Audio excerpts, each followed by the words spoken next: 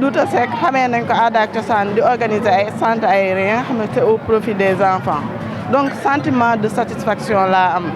di leen ci remercier pour initiative di leen ñaanal mu pérenniser wu parce que contexte actuel bi avenir du Sénégal xale yi noo ko yor te gis nañ influence su réseaux sociaux yi numérique yi yu mu am ci kaw impact négatif bu mu am ci kaw xale yi donc choix wu thème bi ñu nga xam daf leen permettre de sensibiliser les enfants à travers seen thème bu ñu utiliser un clic utile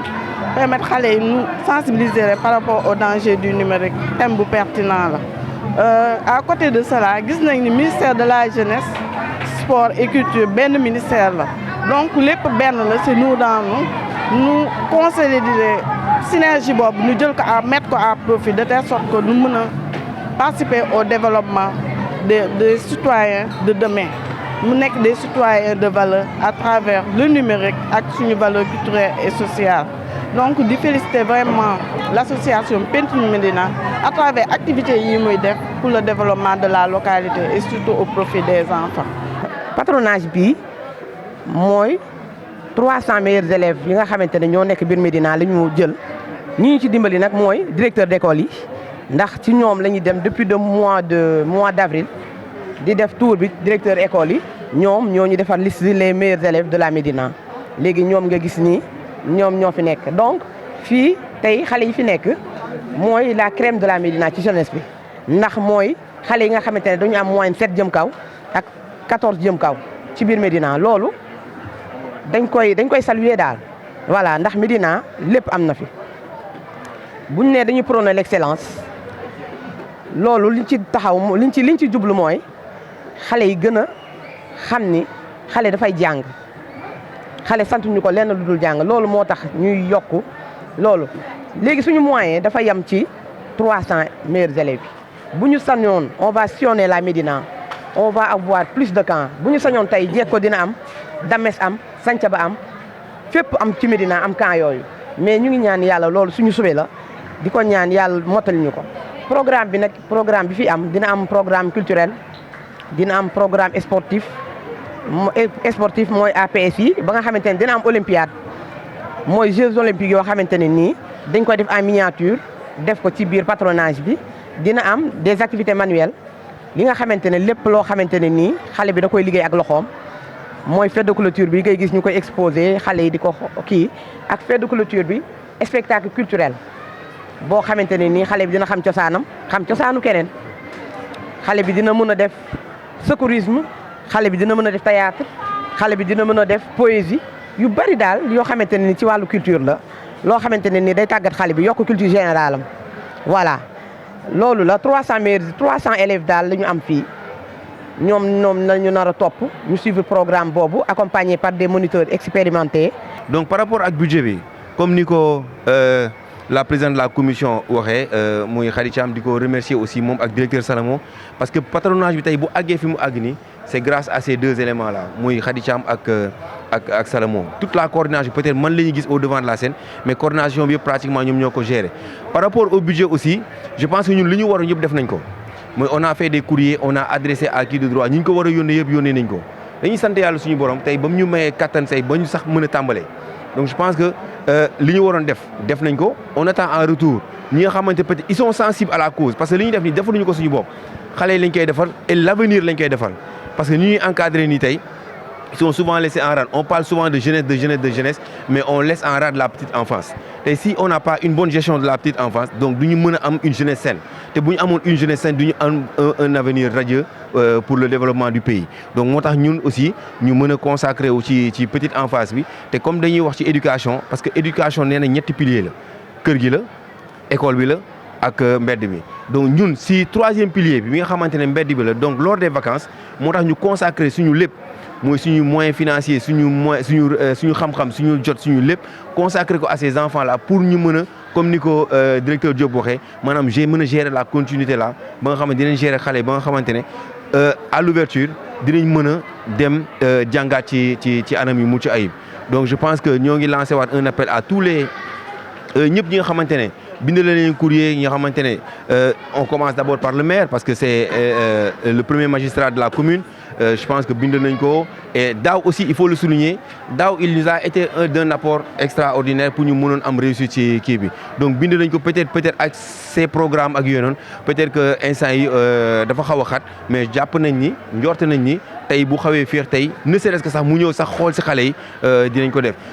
et puis lii dafay consacrer li ñuy wax continuité éducative mu am solo lool parce que en même temps aussi xale yi amuñu lépp ñu ngi jàng mais njàng mu ànd ak fo tout en jouant ils apprennent thème bi aussi ma ko rafetlu parce que un clic utile bu ñu ko waxee xam nga xale bi bu defee clic rek dans sa chambre il a le monde à domicile buy ñëw nag ci écran lu baax day ñëw lu bon day ñëw te yaakaar na ñii ak seen professionnalisme dinañu def discernement xale bi jël ci la nga xam ne moo ko jëriñ et puis au grand bonheur disons des anciens que nous sommes. ba nga xam ne ni contexte bi ñuy vivre actuellement avec les réseaux sociaux ñu jéem a liggéey ak thème mu année dernière bi nga xam ne ni mooy at bi passé thème boobu la ñu reconduire mais comme liggéeyoon nañ ko ak xale yi dañ koy gën a liggéeyaat parce que yéen jomb leen di xam ne ni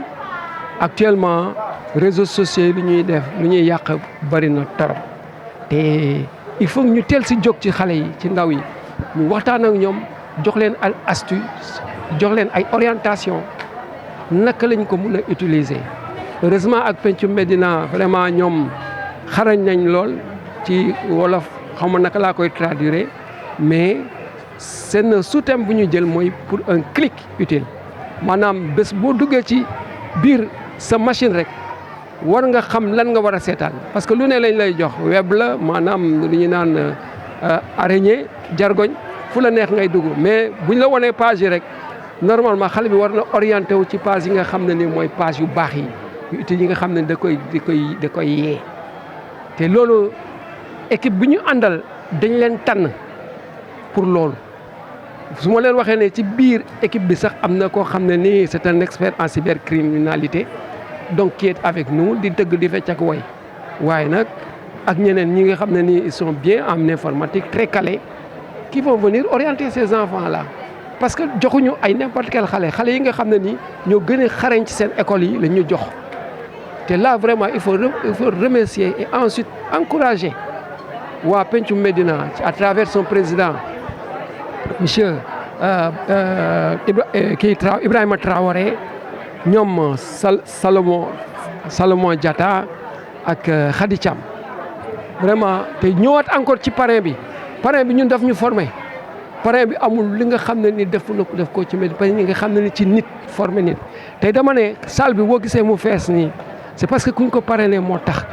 muy Sénégal Ndiaye Sénégal icône la quoi Sénégal lu mu def ci lu mu defar nit parce que man dama amoon benn professeur bu ma doon wax ne professeur philo mi ne pour defar Sénégal da ngay defar nit ñi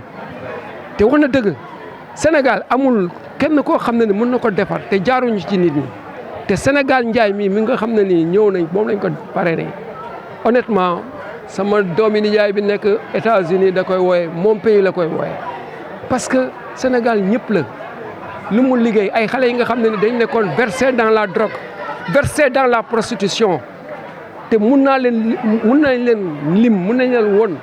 ñooñu dañuy ñëw Sénégal da leen récupérer dugalaat leen ci biir société bi ñu nekk ay exemple waaw donc ku jërë delloo njukkal la ci biir Médina yëpp dañu war a génn ñëw jàppale seen doom ji parce que c'est un exemple pour tout le Sénégal là waaw man mii wax ak yow moo ñu formé bu ñu nekk ay xale yu ndaw sunu génération wax naa ko fi sunu génération ñun dañu exposé woon ku tuxul yamba bokkoo Bob Marley Bax yamba amul sunu génération ñi si dox bëri nañ ñi nga xam ne ñu doon versé foofu ñëpp ñu si bëri laa la wax ne Sénégal les a récupérés. Médina 1914 lañ ko créé turu Médina bi Seydi Hadji Malick moo ko joxe moo tax ñu tudd Médina nag dëkk cité wu diine la ak cosaan xool am na juróom benn penc mu nekk mi ngi nekk ci wetu jàkka kii dafa xaw a raay man dama bëgg ñi nga xam ne ñooy dundal Médina muy penc yi ak jàkka yi ñu dugal seen loxo ci li nga xam ni am na ñoo xam ne ñi ngi jël initiative pour yar population Médina jàkka yi am nañu ay fonds yu fay dugg lu ñu bëgg a def ñaare dañ koy def penc yi tamit pareil kon mënu ma nangu loo xam ne fii dëkku cosaan la am ñu fa nekk ñoo xam ne ñi jullit yi ak dëkkandoo yi dañ fay dem ñoom ñu am moyen nit ñi di leen solliciter te duñ ci dugal seen loxo teguwul fenn donc en arrière la peut-être mais man saxal naa sol sama tànk àndaat ak yéen ñu seeti imam yi seeti kilifa diine yi pour lii suñ koy defati bu leen ko yëgalatee ñu dugal ci seen loxo parce que fonds yi mi ngi fi xamuñu luñ koy def kenn contrôlé wu leen mais am nañu droit def ko parce que fi ñu ko defee tey maison de la culture ci patrimoine historique état bi la. Baba su ma waxul dëgg cosaanu Médina cosaanu Ndakaaru am na loo xam ne lii fii ci garab yi fii la nekk fii lañ ko suñu maam yi daañ ñëw fii di ko fi defee wallaay la si dëgg nañ fi sabar gis ay xale yu daanu ndëpp kon dañ leen waroon a yëkkati lan moo leen war a yëkkati kon donc loolu suñu cosaan la kon donc ñoom war nañu dugal seen loxo fii politiciens yi ci Médina xaw ma ndax ñu ngi def dara ci patronage bi wala déet may xam naa leen ñoom ñëpp wax naa ko parents yi ñoom ñoo leen di faral di soxla mais ñoom it war nañu tijji seen bët tijji seen nopp ba ñi nga xam ne ñooy def loo xam ne lii ci seen doom lañ koy defar te joxewuñ ci dërëm bu leen ñooñu soxlaa te ñu war a am fulla seet ñi nga xam ne ñoo leen di jubbantil seen doom ñu leen di jàppale bugguma sori nag parce que damay wax ak tàggat parce que ñii li leen moo leen dese ressources humaines yi mi ngi fi science bi xel mi ngi fi moyens yi moo ci des te ñoom amuñu moyen te ay ndaw lañu danañu dem xëy na ba usé ji comme sama classe yi nga xam ne am nañu 70 ans ak ñoom baaba mais mënuñu bàyyi parce que toj na suñu xol ba pare mais man d'accord naa ànd ak ñoom. yàlla may nañu si xarañteef boo xam ne ni moniteur moo tax moniteur ku mel ni moniteur ñu jara delloo njukkal lañ des fois da liggéey bu ñuy def si ñoom day da nga xam ne liggéey bu doy waar lay doon xale yi dañuy nekk ba nga xam ne dañ leen di tax li ñuy leen di jàngal dañ koy ancrer seen bopp et am na moniteur yiy dem ba seeni kër yi di leen di rendre visite di jóge ay distance yoo xam ne kenn mënu la ko wax di ñëw di leen di rendre visite di xool di waxtaan ak parents yi xool naka la xale bi nekkee et le collectif di remercier aussi les collectifs des directeurs de la zone ñoom xam nañu ne collectivité éducative li muy def ci xale yi fu mu sa jaar yëpp bu ñu duggee ci biir école yi ils deviennent plus performants parce que man enseignant laa woon dans les classes xale yi dem li la wax ne mus naa dem colonie wala mus naa dem patronage honnêtement il ne fera pas partie des entre parenthèses des nullards ñi nga xam ne xamuñu dara mais ci ñu gën a xarañ lay bokk loolu daal maa ngi leen koy xamal bu baax te encore une fois effectivement suivi boobu ñun dañ koy def parce que dañuy def évaluation en retour pareil aussi souvent il y a certains parents en retour dañu koy wax. Permettez-moi d'abord ma gërëm parce que tey boo leen gisee cadre bi ñu nekk nii c'est parce que nous avons des partenaires yi nga xamante en l'occurrence la maison de la culture Douta Seck bi mettre à notre disposition les locaux les espaces pour ñu mën fi defal le patronage durant les 21 jours ginnaaw loolu tey on avait un autre partenaire boo xam ne mooy l'ASS Dakar bi nga xamante ne aujourd'hui moniteur diplômé yi ngeen di gis fii nii yëpp tey ils viennent divers horizons ñëpp ndëkkuñu Médina mais à titre bénévolat tey ñoom lañ fi ñëwee di jàppale xale yi parce que ñun ñoo bokkandoo lu ñuy liggéey tey ñëw nañ Médina ëllëg si biir ñun sax mën nañ déplacer wu dem beneen gox ak ñoom pour mën a def liggéey li ni mel donc di leen gërëm bu baax si digam suñu ñaari partenaires yooyu aussi di gërëm waa Simplon aussi suñu partenaire parce que tey par rapport ak thème bi nga xamante ne dafa répondre aux besoins du numérique tey nous avons Simplon aujourd'hui qui va dispenser des cours en informatique à ces enfants là donc je pense que Simplon aussi ñoo ngi koy gërëm di gërëm aussi la commission Young African bi nga xamante ne aussi mu ngi ñuy accompagner ci mbir mi donc par rapport à ces partenaires là je pense que rien que ressources humaines boobu noonu je pense que partenariat bu solide la parce que man avant may wax sax ci moyen financier man ressources humaines moo ma gën a moo ma ëppal solo donc je pense qu'on a la ressource humaine qu'il faut pour ñu mën a mener à bon port notre projet mooy le patronage durant ces 21 jours avec les enfants de la Médina avec les meilleurs enfants sax de la Médina. Bon, du ma jeexal aussi te waxuma sur le parrain et la marraine parce que l'édition de cette année cette deuxième édition ñoo ngi ko parrainé aujourd'hui Sénégal Ndiaye bi nga xamante ne il n'est plus à présenter à la Médina wala Ndakaaru wala Sénégal donc je pense que tey jii nii on a jugé nécessaire comme ni ko Tata Khady di waxee on a décidé de lui rendre hommage de son vivant maanaam bu muy dund parce que ñun Sénégal dañuy faral maanaam nit yi bu ñu làqoo la ñuy faral di leen rendre hommage mais ñun nag contrairement à cela moo tax Sénégal ñu ne de son vivant la ñu koy rendre hommage moo tax ñu def ko le parrain de cette édition toftal ko ak Adja Binta Xuma bi nga xamante ne moom mooy la marraine di styliste donc moom mooy la marraine de cette édition ginnaaw loolu aussi Tata Khady Thiam moo ngi ko doon wax aussi par rapport aux Olympiades